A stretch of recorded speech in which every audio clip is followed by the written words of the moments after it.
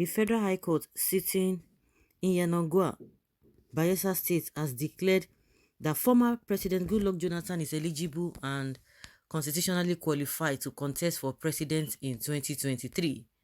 In his judgment on Friday, Justice Ama Adama Dashen said Jonathan is not affected by the fourth alteration to the constitution barring vice presidents who succeed their principals from serving more than one full term. In 2018, President Muhammadu Buhari signed the fourth alteration of the 1999 constitution, which bars vice presidents who succeed their principals from serving more than one full term. Jonathan was Nigeria's vice president between 2007 and 2010. He became the president in May 2010 following the death of President Umar Musa Yar'Adua and completed the latest tenure.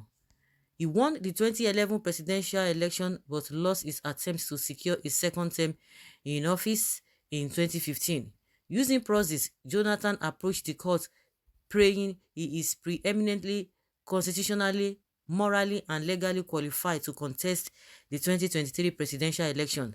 The case with suit number FHC/YNG/CS/86/2022 as Andy Solomon and Idibiye Abraham as plaintiffs, while All Progressives Congress, Jonathan and the Independent National Electoral Commission were listed as defendants, apparently in a haste to ensure that the judgment was delivered before the APC primary, which is slated for Sunday.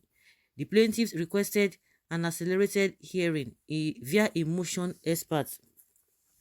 Sahara reporters gathered that the judgment was part of the plans of the Aso Rock Abbas supporting Jonathan to take over from President Muhammadu Buhari. The newspaper on Thursday reported that Jonathan had submitted the 100 million naira forms a few days earlier to the national chairman of the ruling party, Abdullahi Adamu. His form has secretly been submitted. He submitted his nomination form through the APC chairman a few days ago, a source in the ruling party privy to information had said. Members of President Muhammadu Buhari's cabal are still pushing for Jonathan to become the party's consensus candidate. The background, Jonathan had recently rejected the presidential form of the ruling APC purchased for him, purportedly by a group of supporters from the northern region. Speaking through his media advisor Ikechukwu Eze, the former president said it was an insult for the group to have bought him the forms without his permission. However, sources had told Sahara reporters that claims by the former president that he did not authorize the purchase of the 40 multi-million naira forms are far from the truth. Contrary to his denial, former President Goodluck Jonathan gave over 200 million naira to the governor of Jigawa, Mohammed Badaru, to purchase the APC nomination and expression of interest forms for him. A source privy to the arrangements had told Sahara reporters. Interestingly, the Jigawa governor Badaru had also joined other interested presidential aspirants to vie for the ticket of the APC by buying the 100 million naira nomination and expression of interest forms, saying, I will join the presidential race since everyone knows I'm a highly qualified person to do the job. Badaru was quoted as saying during an APC stakeholders meeting held at Government House in Dutse recently. The governor was also had to have told the gathering during the meeting that he was pressurized by his colleagues to contest for the presidential seat. His media aide, Awalu Sankara, had said his principal had sought President Muhammadu Buhari's blessings before buying the forms. But Sahara reporters learned that the Jigawa governor had bought the forms and come up with the statement as a ruse to deceive Nigerians, as he was indeed working for Jonathan.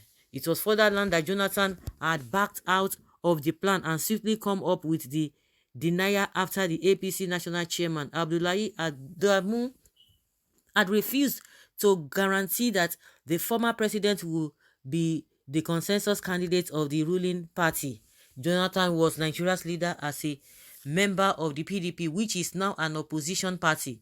The reason why Jonathan, gave him that much money, over 200 million naira, was that he asked the governor to buy himself a form too in order to cover up the deal, his source had said. And upon purchasing the form, Jonathan alerted Buhari. Buhari told him to meet with the APC national chairman Abdullahi Adamu, but Adamu said he can't guarantee him as a consensus candidate. At that point, Goodluck Jonathan Ebele started denying that he purchased the form, another source had said.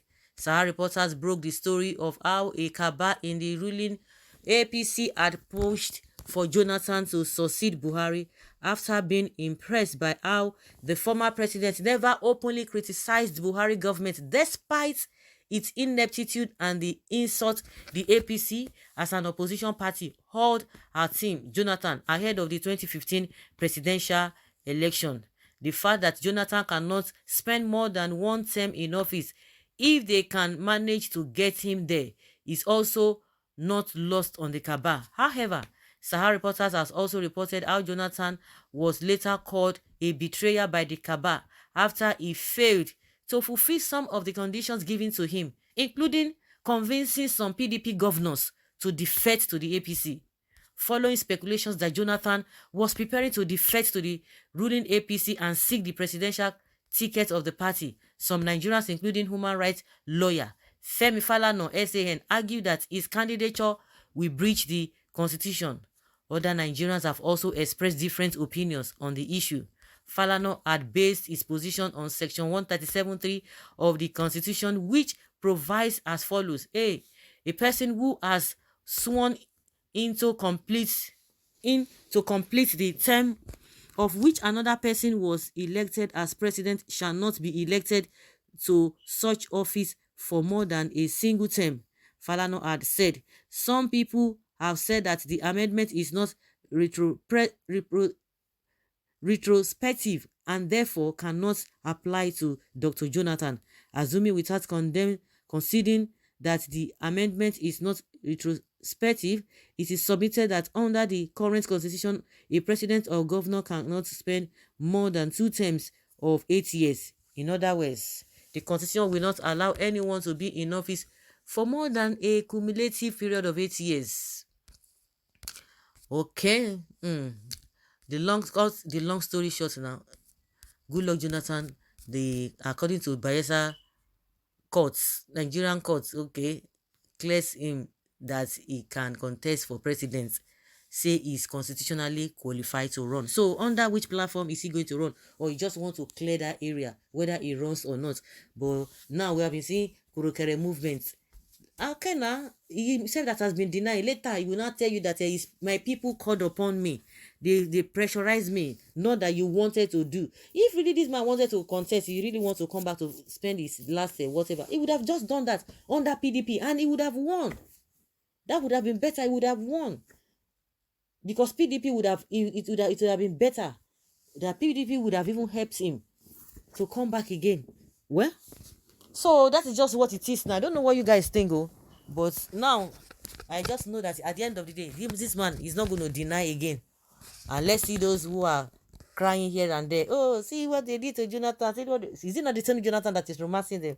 And some people now come and tell us that he considered defeat. Forget, he considered nothing. It was out of fear that made him, not because he doesn't want the blood of the innocent to share. He didn't want people to fight over him. No. Me, I don't subscribe to such a rubbish. So guys, let's know what you think about all these shenanigans.